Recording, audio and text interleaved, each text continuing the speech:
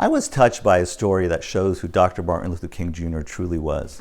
This story, which I read while in Atlanta after visiting Dr. King's birthplace and the place he's buried, shows how he found the strength to continue even in the darkest times.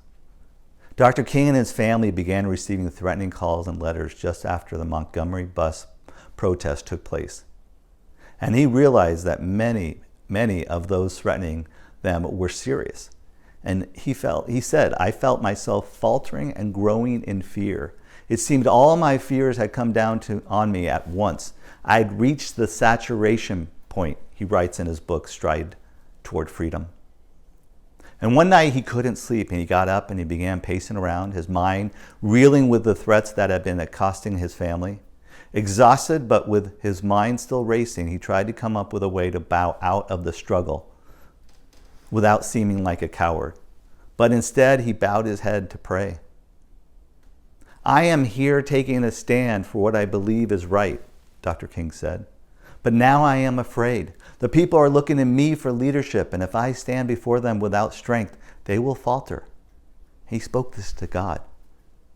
I am at the end of my powers. I have nothing left. I have come to the point where I can't face it alone.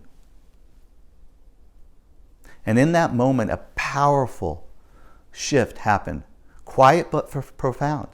At that moment, I experienced the presence of the divine as I had never experienced him, Dr. King writes. It seemed as though I could hear the quiet assurance of an inner voice saying, stand up for righteousness, stand up for truth. God will be on your side forever. And almost at once, my fears passed from me. My uncertainty disappeared. I was ready to face anything. The outer situation remained the same, but God had given me inner calm. Buoyed by that acute sense of inner calm and certainty, Dr. King persevered in the struggle. This inner peace allowed him to focus on the goal of bringing about a better world. Through this story, Dr. King sets a powerful example for the rest of us. In the hour of our greatest challenge, we can't be fueled by fear.